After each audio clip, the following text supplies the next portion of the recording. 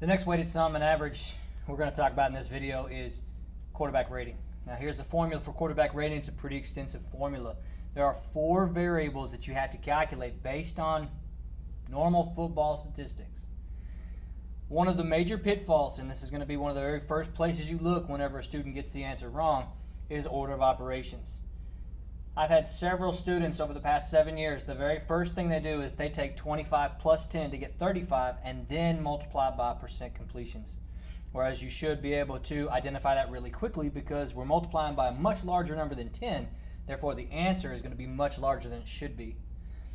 Make sure you stress multiplication before addition.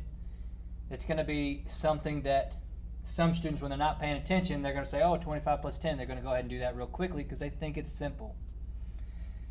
The next thing that the worksheet lays out for you is it tells you what each of these variables means in reference to these statistics. These 3 statistics here, completed passes or percent completions, percent touchdowns, percent interceptions, must be rewritten as a percent. So once you calculate the statistic, you then got to multiply it by 100 to get its percentage value. And that's something that's a little bit contradictory to how you normally work with percentages in almost everything else. And then this variable for total yards, this is just a standard average. You're going to take the total yards divided by the passes attempted.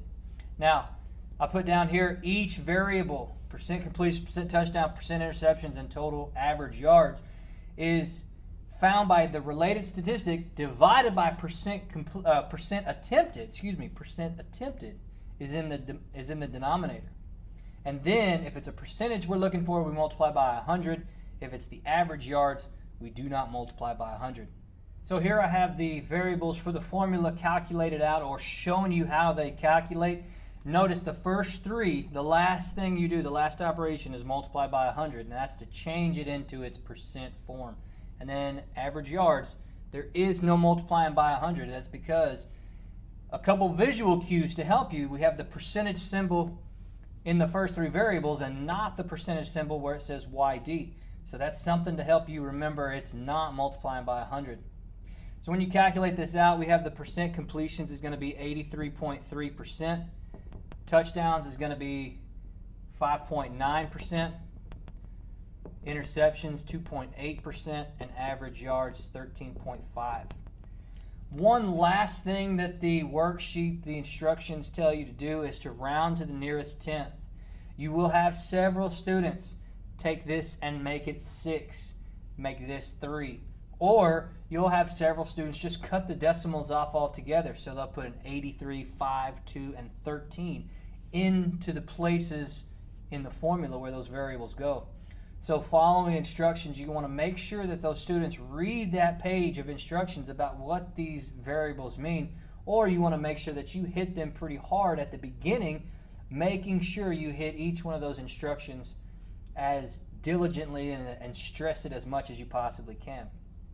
And then from here, once you find these variables, you substitute them in the formula. If you have the TI Nspire or graphing calculator, you can put the entire formula into the calculator at once, and then you avoid the whole pitfall of making sure your order of operations is correct because the calculator will do it for you. However, you do want to make sure that if they put everything in at once, they type it in correctly, and they take caution when doing that, because putting this big a formula in at one time could cause you some mistakes. Also, the grouping of the numerator should have parentheses unless you know how to put fraction form into that calculator. And that way, when you put parentheses around the whole top or the whole numerator, and then you divide by 12, it keeps those order of operations together.